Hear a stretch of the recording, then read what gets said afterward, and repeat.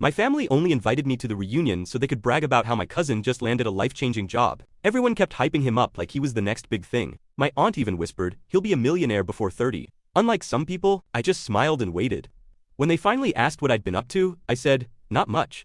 I just signed his paycheck last week. The room went quiet, then my grandfather stood up and said, wait a damn minute, you signed his paycheck. The backyard went silent, 23 people, all staring. My cousin Ryan froze mid-sip, his champagne glass hung in the air like time stopped. My aunt's smile cracked. What are you talking about? I'd driven for hours for this reunion. Hadn't seen most of them in 3 years. Not since they stopped inviting me to things after I dropped out of college at 21, they thought I was a failure. Living in my car, wasting my potential. What they didn't know, I'd been building. Yeah, I said calmly. Ryan works at Hexagon Solutions, right? He nodded slowly, confused. Congrats on the promotion, by the way. Saw it come through last month. Senior account manager, solid title. My aunt stepped closer. How would you know that? I pulled out my phone, opened the company app, showed them the organizational chart. There was Ryan's name, 3 levels below mine. And at the top of his division, Josh Martinez, Director of Talent Acquisition and Strategic Growth. That was me. My dad leaned in, squinted at the screen. I don't understand.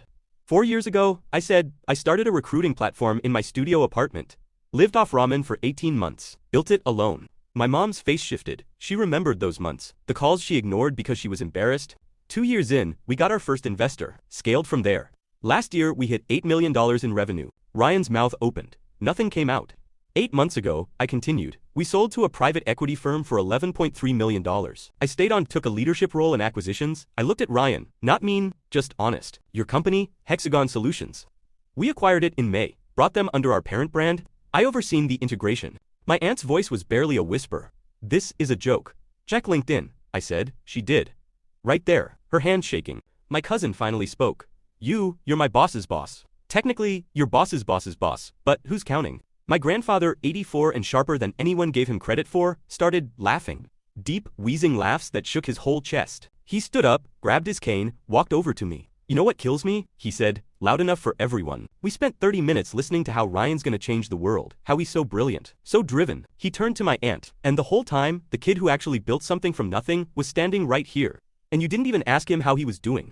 My aunt's face flushed red. We didn't know you didn't ask. My grandfather cut her off. Big difference. He looked at me, actually looked. Why didn't you tell us? I shrugged. Would it have mattered? You all made up your minds about me when I left school. I was the dropout, the lost cause. My mom wiped her eyes. She knew it was true. I didn't come here to brag, I said.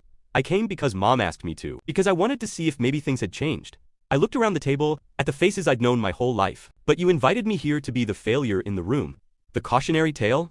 Proof that Ryan's path was the